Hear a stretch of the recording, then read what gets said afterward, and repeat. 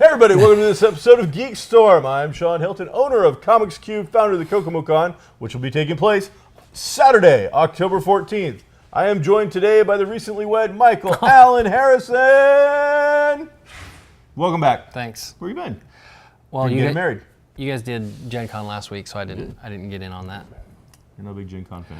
Well, it's not my thing. Doesn't matter. This week is about Game of Thrones, and we're going to jump right into talking about the season finale. Mike, what are your thoughts? You don't even watch the show. Doesn't matter what I think. It's important to the world, and people want to know. They already know. Game of Thrones, go. Here's the thing about that is that 15 million people watch it. It's a new record for HBO. We'll get right back to that. All I right. don't want to miss out on some of the people who've passed away this week. Some important individuals, including Mr. Richard Anderson.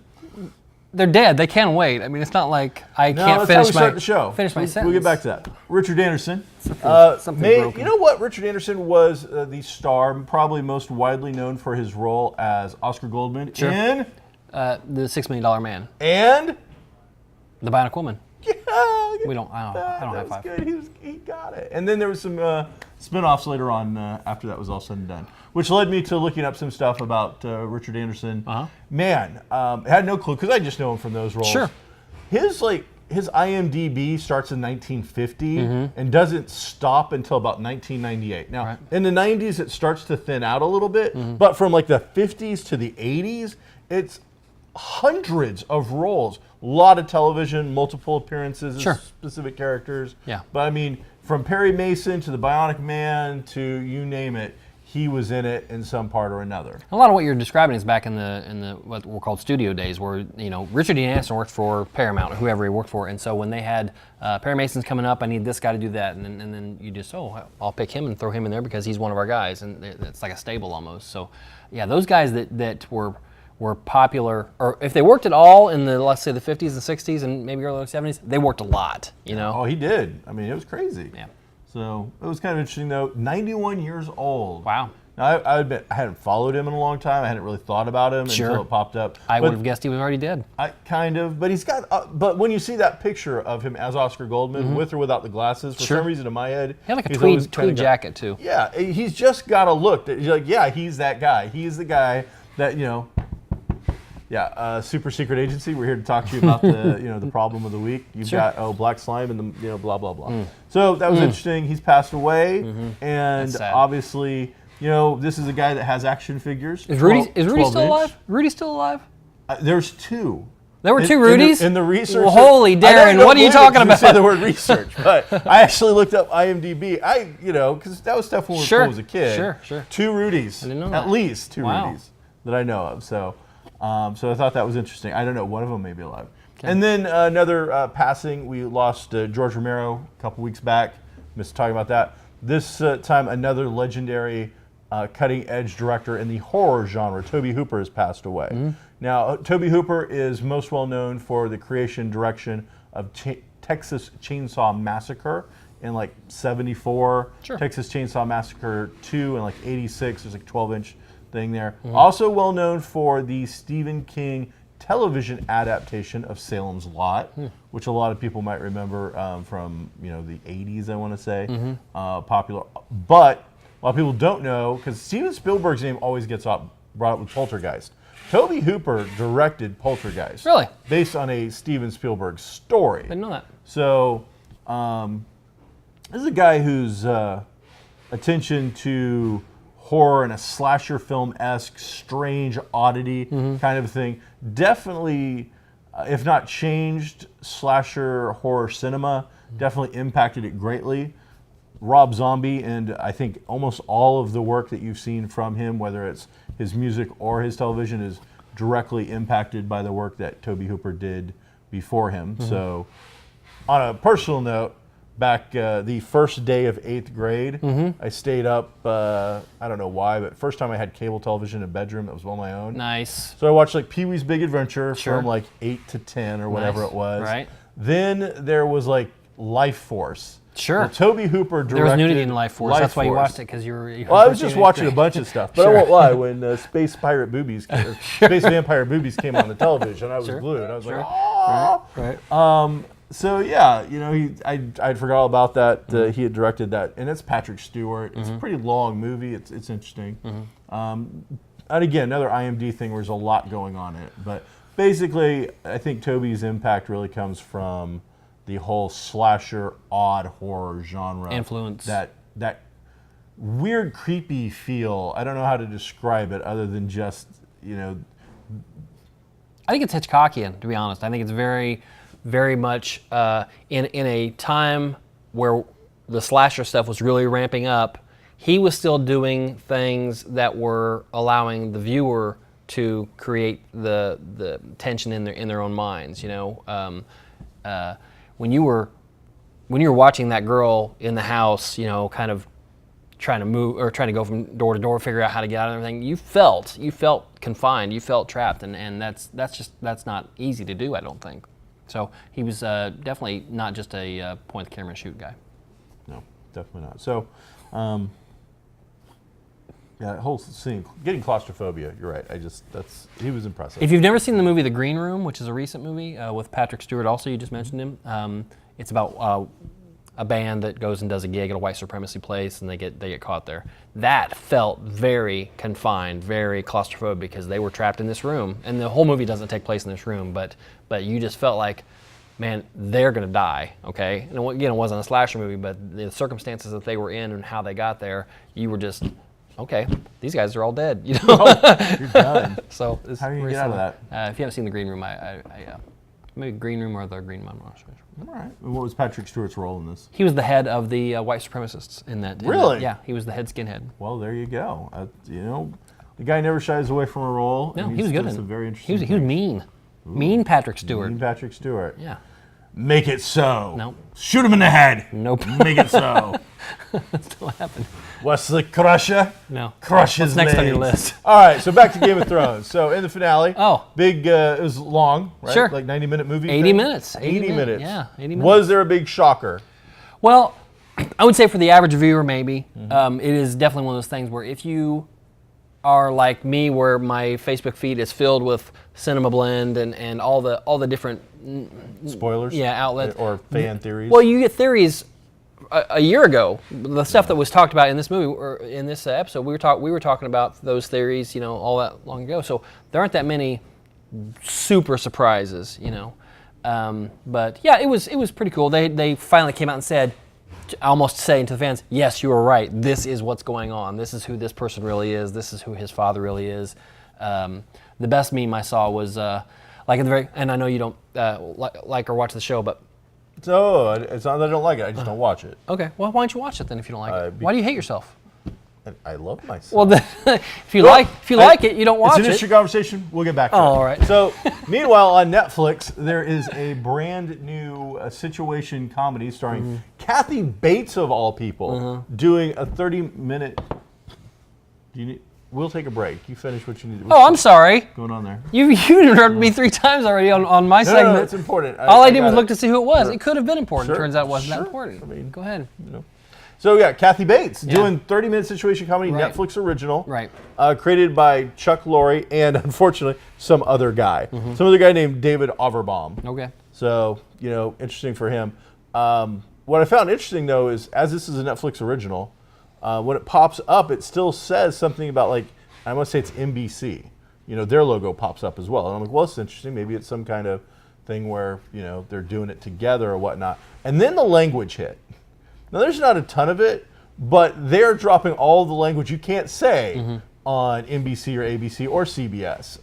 Every once in a while, it's not like a Tarantino flick where it's just a verbal explosion of profanity. Sure. But, Kathy Bates all of a sudden drops an F-bomb like in the middle of a scene. Sure. And it's for laughs. And you're like, well, they can't play that on NBC. Right. So this is a straight up stoner comedy about a medical marijuana Dispensary. Did you see any of this yet? I watched the first episode. What'd you think? It was awful. I hate it. Number one, I hate laugh tracks. Okay. You don't need to tell me when to laugh. If something's funny, I'll probably laugh at it. But you laughing at it, or a guy going, ha! That's not gonna tell me. Oh, I missed something. I should laugh at that. That was really funny. That's not what happened. There was not a single laugh for me in this entire episode, so I didn't watch any more of them. All right, so I finished it last night, all 10 episodes. I do agree with you on the laugh track. I don't know though that. One, it's not. They are not necessary. That's a throwback from your 70s and your early 80s stuff. But on the other hand, though, was perhaps it done for a nostalgic effect as opposed to the actual real reason they were originally invented, which was you're too stupid to know when to laugh at our jokes. So I don't know. I mean, yes, I thought it was a little jarring that all of a sudden I'm watching a Netflix original and I'm hearing what feels like canned laughter. Now, for all I know, maybe they did it in front of a studio audience, but I don't think so. Probably not. It definitely felt like canned laughter, which was a little odd. Kathy Bates doing this kind of a show felt a little strange. I'm going to guess that Kathy Bates, without doing any research or looking anything else up, is a big proponent of marijuana legalization. Otherwise, I don't think she would have done this. The other thing I see with this is how marijuana or anything else gets accepted by the public in a much more open way. It's something like this where it's a 30-minute situation comedy. It is very much about marijuana. There is no, it's about a family and there happens to be marijuana in it, or there's a joke here or there. No, the entire 10 episodes is about drugs from beginning to end. All marijuana. Now, it is interesting, they do like, they smack around the other hard drugs. Like they bring up, and there's some of the dramatic effects for the dramedy elements of the show. And one character points out that she only started smoking like 6 months ago, and that the little town she comes from, they're all strung out on crack. It's a horrible town. Meth is taken over, and all this sort of thing. So they definitely go with it's a medicine route, but with a lot of laughter and stuff added in, jokes and all that. But then they also take a very dim view of other drugs. So I actually enjoyed it. I thought it was fun. Good. I'm glad. I don't really, I don't watch a lot of 30-minute situation comedies. I just don't enjoy that sort of stuff. But this one was quirky enough that I checked it out. Now, when I did the IMDb to look up some stuff about it, I did find out that, because they had 10 episodes, but all the actors were slated as having done 20 episodes. So I did a little further digging. It turns out Netflix ordered 20 episodes.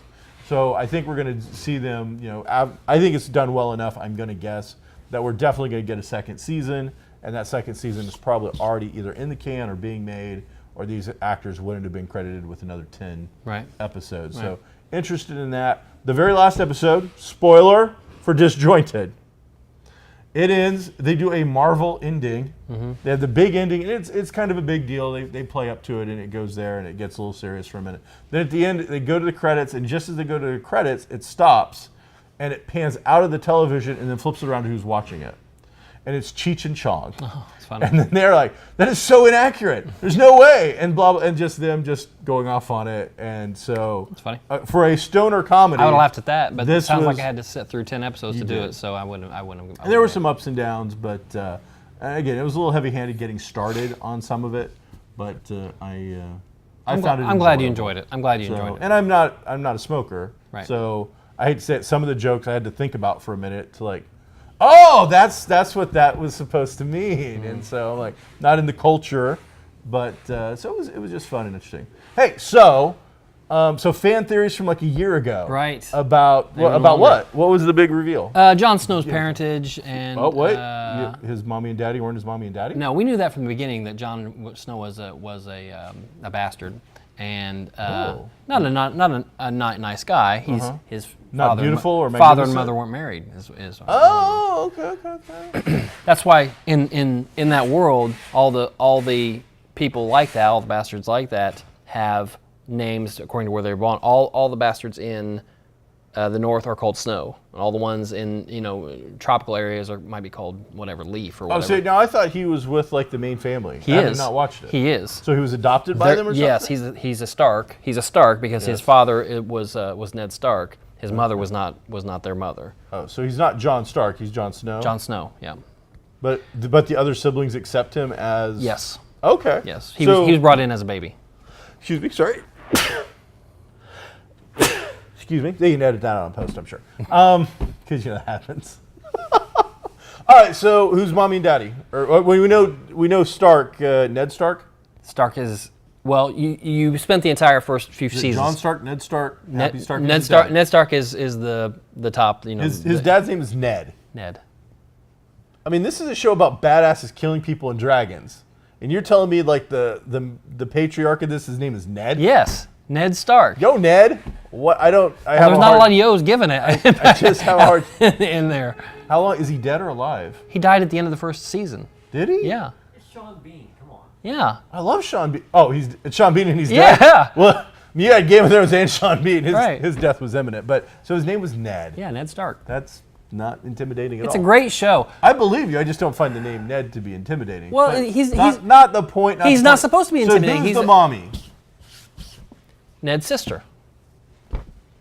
Oh, so he was screwing his sister? No, Ned's not the father. What? But you just told me Ned was the daddy. Ned's the one who brought him in, gave him to his wife, and said, "We need to raise. He's my child. We need to raise him." While I was off fighting war, I had this baby, and He lied to his wife, but who wasn't He- the mommy? He did.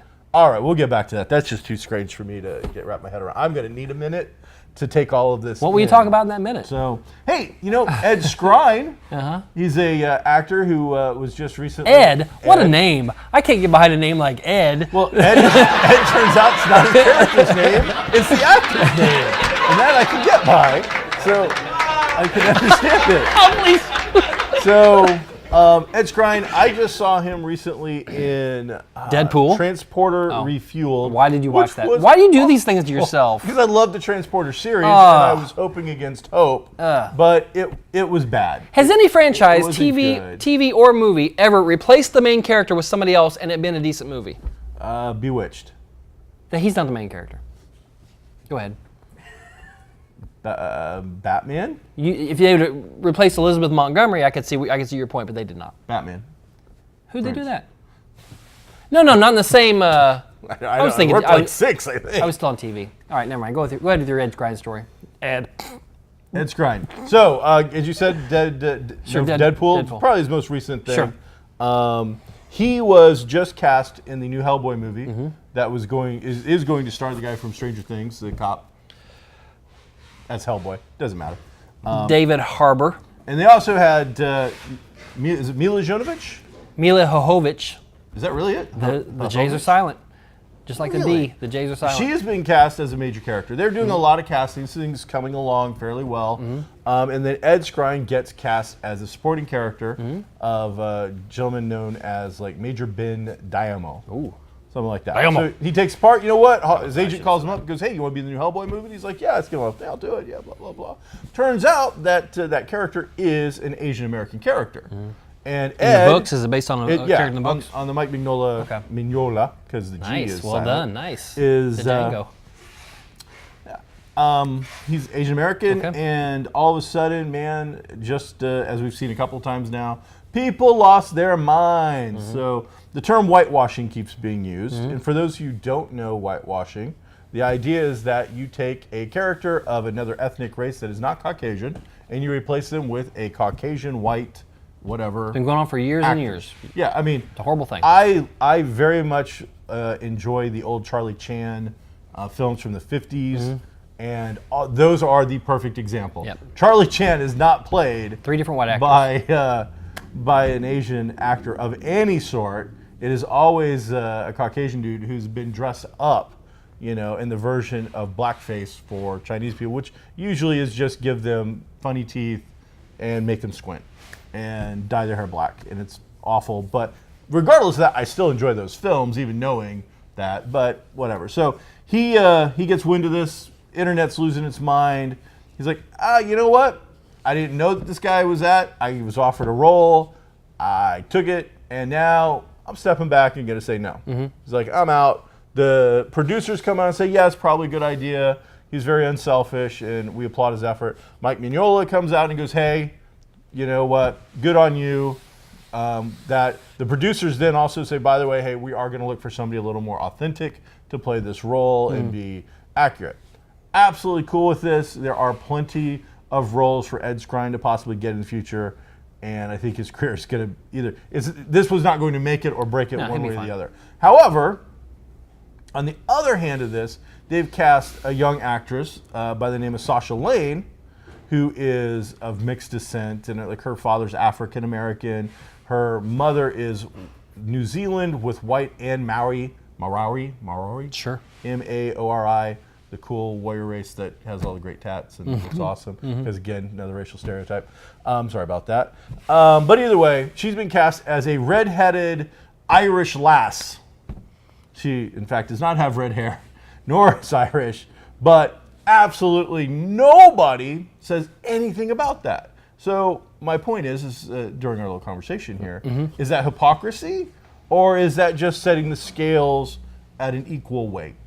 Knowing that neither way, and again, to Ed's defense, I'm glad that he stepped down and got himself out of this crap before it got too ugly. But I don't believe that he would have done a poor job based on any of that other stuff. So, what do you think? What's going on? Well, if there's any air left in the room, I'd be happy to use it. What you have is the people getting upset one way, and then somebody might get upset the other way. But until there's equality, until movies actually represent the population percentages, I don't think anybody on that side of it, on the white side of it, has anything to say about it. You know, just because this guy's supposed to be Irish, we better make him Irish, and you put in. Well, that's the effort trying to make things better, trying to make things more equal, and so you can't poo-poo on that. I don't think. Go ahead. I think it's a situation where, in this politically correct charged world, that there isn't going to be a win for anybody that wants to take that side of things. I bring it up because I want to discuss it, and I think it's interesting, and I do think it's hypocritical if you're going to go off on somebody because they're not the same race ethnically as the character, but then in the exact same show you are going away from that with another character. That's hypocrisy. Now, I'm not saying that hypocrisy is equal. Like you pointed out, there are so many roles for Caucasians at this point, and they do get beneficial treatment, that it's hard to get away from that. But it is an interesting conversation, at least to have, where I think people need to be a little more open-minded as opposed to, it's my way, this is the line, it has to be that way, and I'm always going to be right. I think, do I think Sasha Lane needs to step down and not play this character? No. Do they switch up that character now and she's not a redheaded Irish chick? Let's hope. Unless they've got some really interesting storyline to, somehow make that work. And they could. So, but that also leads directly into Chloe Bennett, who's a little more well-known for playing Daisy Skye, I don't know her last name, in Agents of S.H.I.E.L.D., which is going on like 5 seasons now. Sure. She's the star of that show, yeah. I would think. Clark. Greg. Okay. Clark Gregg. You're thinking Michael Clark Duncan? No, nice they're definitely different. There is not enough whitewashing that's going to make me think that they are the same actor. Not going to happen. What's your Chloe story? So she's come out. She she was very pro Ed Skrein for Sure. dropping out of this. Right. Turns out she's actually changed her name. Her name is not Chloe Bennett. It's Chloe Wang. And because of her last name, she felt she could not get roles in Hollywood. So she has now changed her name. She got called out for people saying, "Well, you're talking about all this stuff, but you then turned around and anglicized your name basically." Right. And she had some interesting comments to make about that. She was like, "Well, me changing my name was to help me get roles in a racist Hollywood." Right. And use those words. Right. So I'm curious as to whether this will affect her career at all now. No. You don't think so? No, like that falls in the same category as what I said about having the black actress play the white part. It's until things are closer to equal, then some people are going to have to do whatever they need to do in order to try to make them equal. So my first wife, she kept my name Harrison because she was in law school, was going to be and is a lawyer, and her last name was Rodriguez. And she kept, when we divorced, she kept my last name because she wanted a more Anglo-sounding name, because she knew it would maybe not open more doors, but not shut as many doors. Sure. And so that's a reaction to how the world is, and trying to make it better or make it more equal, I guess. So I have no problem with her. Okay. But she's kind of hot.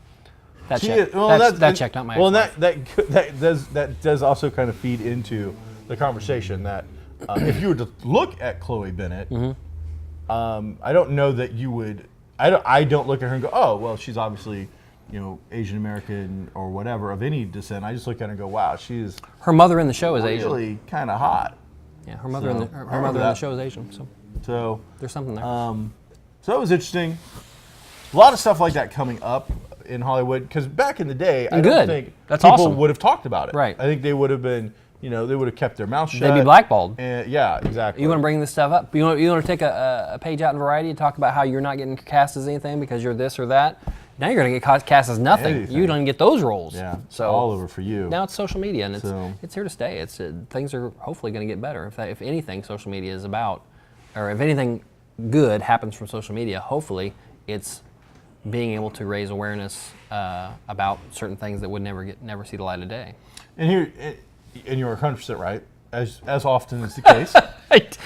But Can I get that on a loop? Can I get that as a unfortunately, ringtone? we've also got to the point where it doesn't matter. Right. People have taken Sure. their stand, and this is the way, unfortunately, logic and thinking have turned via social media, and maybe in part due to social media, is now there are teams. Yeah. Pick anything. Doesn't matter whether it's your politics. It Yeah. doesn't matter if it's your thoughts on this. People dig in. There are teams. Yeah. You have bought the jersey and the pennant, and you're sticking with your team to beat up this team no matter what. Doesn't matter if somebody comes at you with an interesting or logical argument that really should sway any rational human being. Nope. I bought the season pass. Yep. I'm sticking with Team Blue, as opposed to Team Red or whatever. And Fictional newscaster said it best. Will McAvoy from Newsroom said, I love Will the McAvoy. single most important thing about being a Republican is that I hate Democrats. That's what it is. If somebody says something over here, but I'm over here, then it doesn't matter if it's truth. It doesn't matter if it's water and dirt make mud. I'm over here, and I don't believe it. So. And the further statement, though, as to not leave people thinking that was the case, he was pointing out that was not the truth. Right. So Yeah. just the way you said that, I was Sure. like, wait, I've seen that show, and I know it's a great show, and that was his case. Is that Some of my favorite quotes. He's a decent human being. He is. Who makes decisions Yes. and sides oftentimes with the rhetoric of Right. this and the logic of the party. But when truth is shown to him from a source that he believes, then he is willing to follow Yes. that source. And that's what all of humanity needs to do that, regardless of all these other things. Sure. So, all right, so let me get this straight. So Ned Mm-hmm. goes to his wife with a baby and says, "Yo, hey, honey, baby, I was out. I was at war. Things. It was a timeout. Mm-hmm. Sure. Had a baby. Here he is. Different zip code doesn't count. I We're think gonna- that even is in Westeros. We're gonna raise little Neddy Stark too That's right. as our kid. Jon But Snow. it wasn't. Right. It was his sisters. His sisters. Who he did not have sex with. And he did not. All right. So what's the deal there? He wasn't even the father. Who was she hooking up with? So, a son of the king, a Targaryen. Wait, didn't Kirk have sex with one of those in the original episodes? No. The Targaryens? No, I don't think so. They've got like the 3 eyes I don't think and the so. 4 fingers I or don't think something. that's probably Targaryen? No. They beamed him up? No? All right, so there's a Targaryen. Right. A Targaryen had sex with his sister Right. because she was into Targaryens. Right. What was she? They're all human. You're getting me on that now. She's a Stark. She's a Stark. Yeah. And so Targaryen's the last name. It's Yes. It's not a... No. They're all human. Yeah. Oh, There's okay. Starks. There's Targaryens. Oh, but I mean, he might have been, I don't know, the 8-foot-tall humans or something. No. Okay. There are giants in this show. Sure there are. See, and now I'm the one that's an idiot for asking. that- All right, that's so not the reason you're an Targaryen idiot. had sex. Were they like hooking up? Was it romantic? It was romantic, but we didn't know that until this episode. Until Okay. this episode. So what was the big deal? Why couldn't she raise this kid then?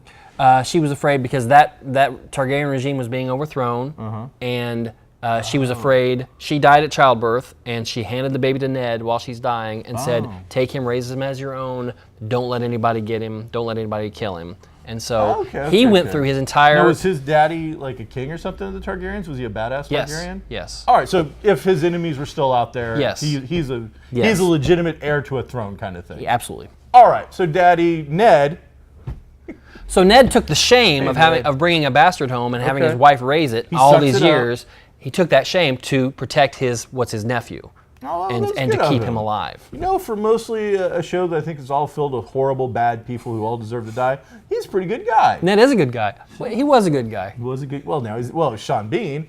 Right. So, all right. So that's finally revealed. Yes. But if Ned's dead, No, Ned's been dead. all right, and Mommy's dead because she died in childbirth. Yes. And I yes. assume that Targaryen Daddy is probably dead because the whole regime was being wiped out. Ned killed him. Ned killed him? Oh, Ned. So who the hell who's alive to actually tell anybody? They didn't do a DNA test, right? The three-eyed raven. That answered every question you got right there. So the three-eyed raven is actually Maury Povich. No, it's Max von Sydow. What's wrong with you? Do you know anything? I just figured there was a couple of guys and they're like, one of you is the baby. And then they ripped open an envelope. That's not how it works. He Number pulled one, it out. it would be a scroll from a raven. If they did it that way, it would be a scroll from a raven. Okay.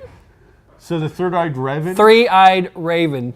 Now that was the guys that Picard talked to in the Next Generation, right? There was a diplomacy thing and an embassy being I don't know why attacked you're going on Star an Trek alien on planet. everything. Well, he's the third-eyed raven. Three-eyed raven. Yeah, that. So now is the three-eyed raven a real person or is that a mystical being? He is he's a real person. Okay, so that's like a shaman thing or Yes. something? All right, all right. And actually, the current three-eyed raven is a Stark. What? So I he's know. related? Yeah. But he's not. So he's like, they're nephews. Cousins. Sure, They're cousins. They'd be cousins. They're right. cousins. Right. Jon Snow and the three-eyed raven are All cousins. right, so that was the big They thought they were brothers. They thought they were Okay, brothers. so the final ending and the big reveal is that Jon Stark, we finally know who his daddy is. Jon Snow, we know who his real parents are. Uh-huh. He doesn't know yet. What? He hasn't been told yet. This is what we the viewers are watching is a conversation between the three-eyed raven and a scholar. A scholar. Yeah, and he's like, Write hey, this down. He's like, hey, I know this happened, and he said, well, I actually hell know would he this, know so it? that brings, the three-eyed raven. Yeah. Well, number one, Was he like there? Is he older? Is he like vastly older? Like, you know, the other one was, but now that we have the new one, now that Brandon Stark is the new three-eyed raven. Okay. So he's older than Jon Snow Stark. No, he's younger. How can he know then?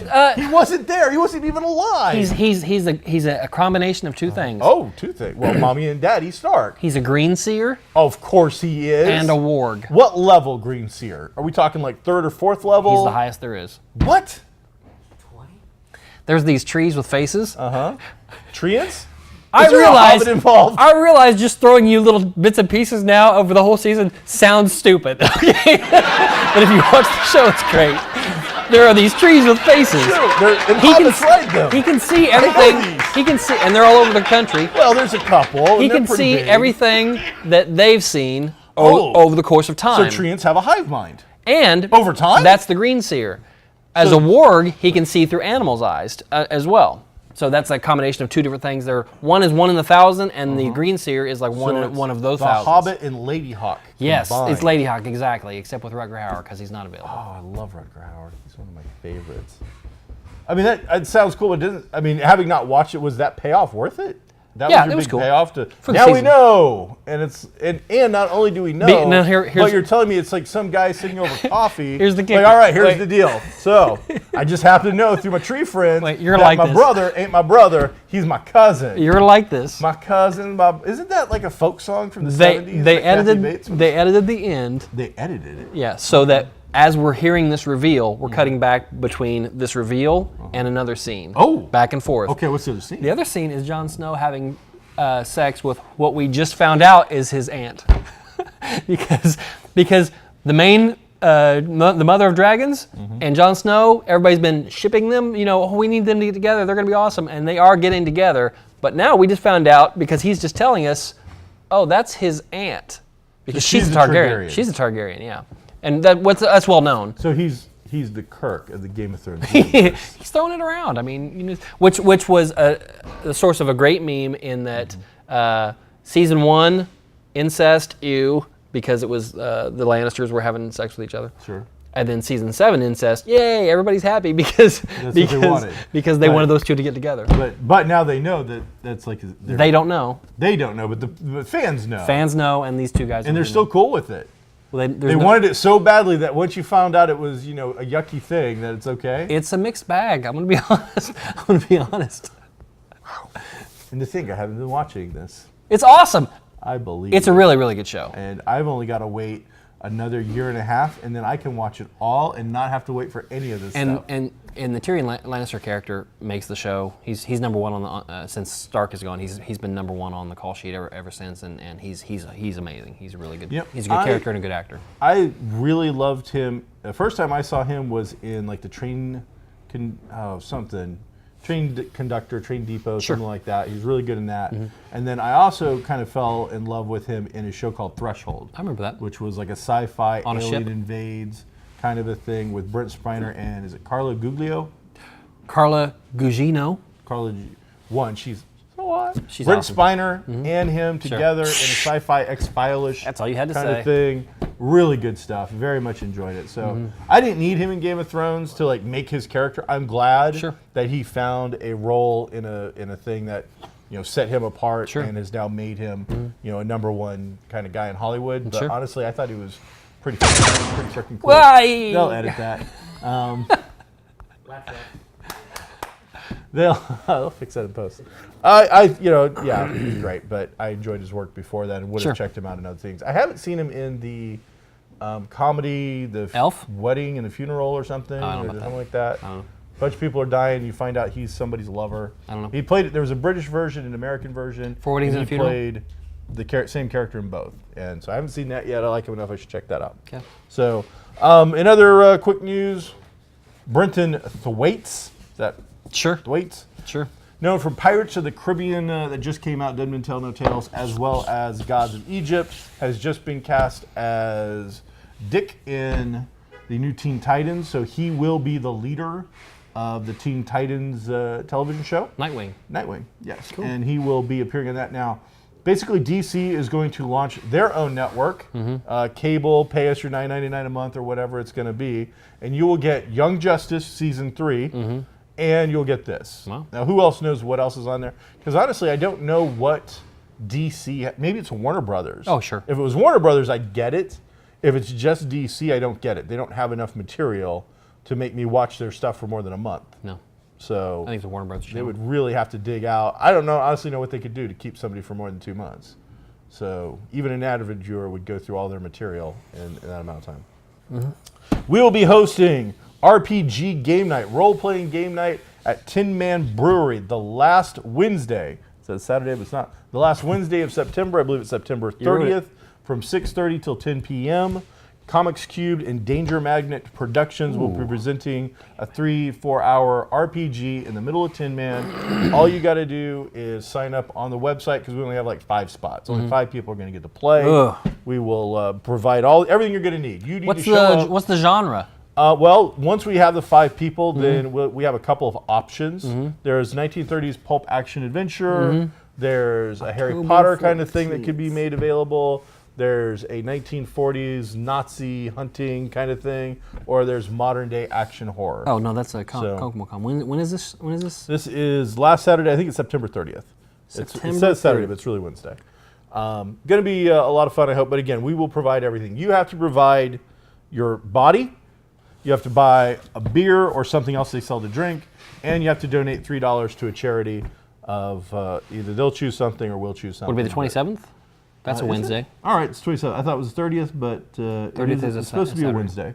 So I'll double check and make sure. 27th. But maybe I might have even wrote down the wrong thing. So Oh, no. I'll have to double check and make This sure. just in. Yeah, I might have to go on site. We'll see. I'll go online. I'll look it all up. So there you go. That's what's going on. We're going to talk about Secret Empire number 10, but we're already over. So that means that the cooking program starring somebody from Wisconsin is going to have to get pushed 5 minutes. Oh no. Yeah. I mean, have you seen some of the other stuff that we share the it's stuff stupid. with? It's stupid. My This channel favorite is stupid. you turn it on and there's just no volume. Now, luckily, that doesn't seem to happen to us, but often it happens to these other shows. Where This channel is awful. There's just no volume. I'm like turning it up. I'm like, why is there no sound? I'm gonna take out a full page ad variety. I can't get it to use closed captioning, so I got no clue what's going on. We need a studio. Yeah, That's what we need. We need a studio. Big clock so you space. actually know the Not that we don't times. love it here at Kokomo Toys. The finest toy store in all the world. Recently visited by some dignitary. Some Joe state. Donnelly? Sure, if you say so. I think it's Joe Donnelly. Why not? Might have been Jack Donnelly.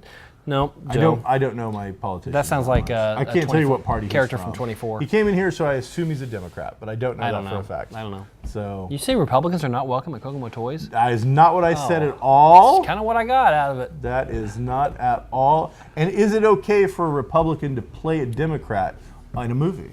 So far, we've covered politics, incest, Yeah. many other things. We So should soap opera. whitewashing. Oh yeah. It's a controversial show. You don't get Man. this on the other channels. It's true. I mean, she's gonna cook you, a baby squash and make it pureed or something, but nobody really cares about that. I'm Shawn Hilton. This is GeekStorm. This is Mike Harrison. Just got married, and we are today live because all this stuff is live at Kokomo Toys, where Mike is not at Dragon Con. Oh. Next time, be groovy. Mr. Rumspringer.